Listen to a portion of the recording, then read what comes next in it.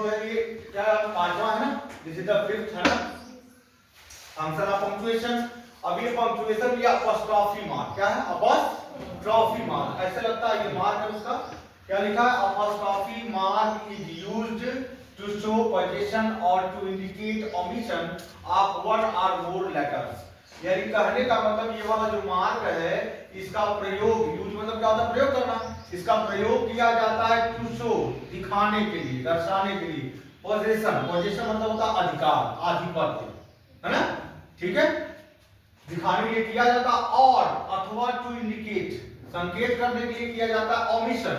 Omission मतलब क्या होता है, जब हम कोई चूक कर देते हैं, कोई भूल कर देते हैं, कोई गलती कर देते हैं, कोई लोप कर देते हैं ना, गलती हो जाती है, तो वहां उसको दिखाने के लिए, संकेत करने के लिए हम करते हैं, ठीक है। अब जैसे अब देखो ध्यान से, जैसे एग्जांपल यहां लेते हैं, लेट्स हैव सम एग्जांपल। हम कहें रमन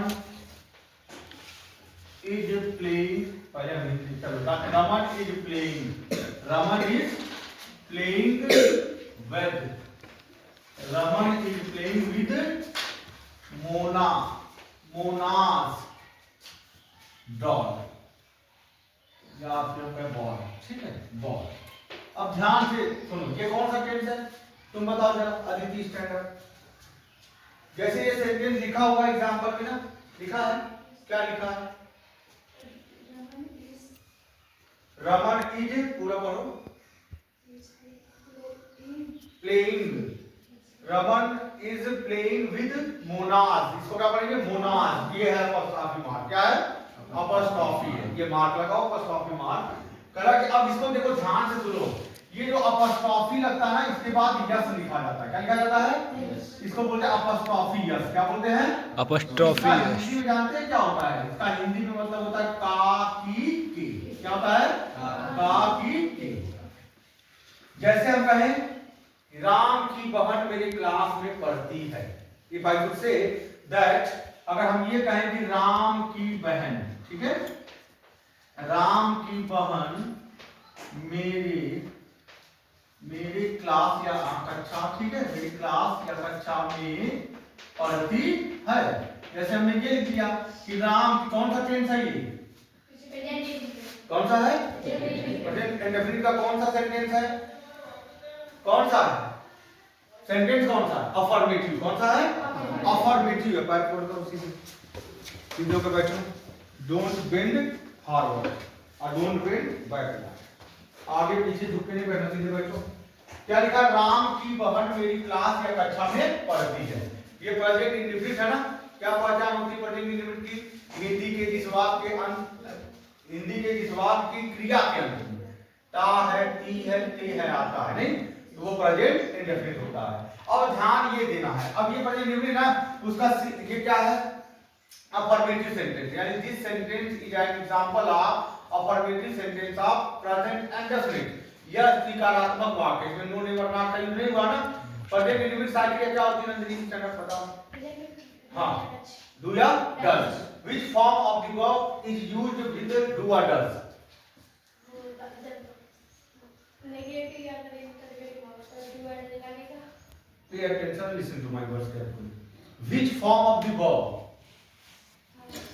फर्स्ट फॉर्म, कौन सी फॉर्म, यानी प्रेजेंट इंडेफिनिट की सहायक क्रिया क्या होती है, डू या डज होती है, और डू और डज काम करती है only in negative and interrogative sentence. इसमें काम करती है नेगेटिव एंड इंट्रोगेटिव में, और डू और डज जब आप लिख देते हैं तो उसके साथ we always use base form of the verb, means first form of the verb, यानी डू और डज का क्रिया कौन सी फॉर्म आती है, फर्स्ट फॉर्म आती है, कौन सी आती है, लेकिन वो काम किसमें करते हैं, सिर्फ नेगेटिव और इंट्रोगेटिव में।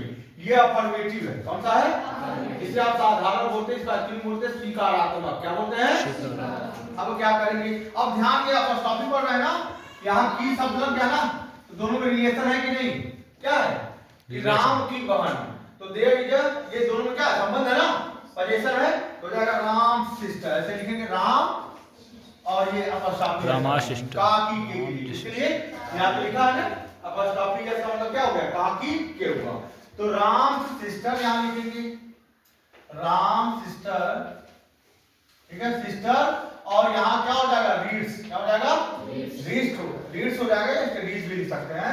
राम सिस्टर स्टडीज लिख दिए, reads in my class, my class. ध्यान देना, एक चीज और ध्यान दो, ये किस लिए आया, ये का की के जो लगा ना उसके लिए आया है। अपॉस्ट्रोफी जब ये एस लग जाता है ना, अपॉस्ट्रोफी मार्क दो कंडीशन लगाते हैं।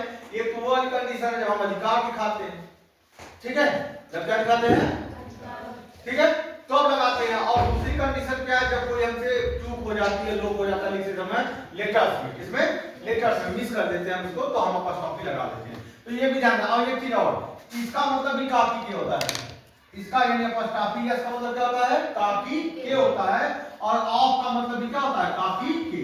ये दोनों का मतलब ध्यान दीजिएगा, इसका मतलब भी काफी के ही होता है, इसका मतलब भी, बट अंतर इतना है, ध्यान दीजिएगा, यानी कि जब ये काफी के का यूज, ठीक है, या यूज हुआ हो ना, इसके बाद यहां पर कोई लिविंग हो, क्या हो, लिविंग हो, कोई व्यक्ति हो, ह्यूमन बीइंग हो, क्या हो, ह्यूमन बीइंग हो ना, तो अपॉस्ट्रोफी यस लगेगा, क्या होगा, अपॉस्ट्रोफी यस लगेगा। लेकिन अगर यहीं पे कोई नॉन लिविंग हो जाए, क्या हो जाए, नॉन लिविंग, निर्जीव हो जाए, क्या, पैर सीधे मोड़ के बैठो काजे में, तो कहने का मतलब जब ये आप कब लगेगा, आपका मतलब भी क्या है, काफी यही है।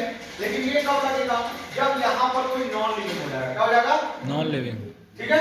जैसे मैं इस कुर्सी का एक पैर टूटा है, इस कुर्सी का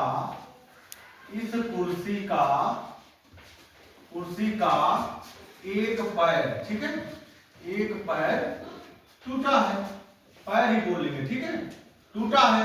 अब ध्यान दो, इस कुर्सी का एक पैर टूटा है, और कहां, इसमें किस वॉइस में सेंटेंस लिखा गया है, ये पैसिव वॉइस में, इसमें है। कैसे पता चला, काम क्या वाला, टूटने वाला, टूटने का कौन बोल रहा है, पता है, तो हमने कंडीशन बताई है ना कि we use passive voice sentence when we don't have information about subject that who has done the work in a particular sentence। यानी कि हम passive voice का यूज कब करते हैं, जब कोई सेंटेंस लिखा हो और हमको ये ना पता हो कि उस सेंटेंस में जो काम हुआ है उसको किसने किया, ठीक है। जैसे कि कहानी कही जाती है, कहानी कहने का काम हमारा कौन कर रहा है, पता है उसमें नहीं, तो ये सेंटेंस भी किसका है, पैसिव वॉइस का। तो ये कंडीशन में बता दिए नहीं। अब क्या हो जाएगा, लिखेंगे वन लेग, क्या हो जाएगा यहाँ पर,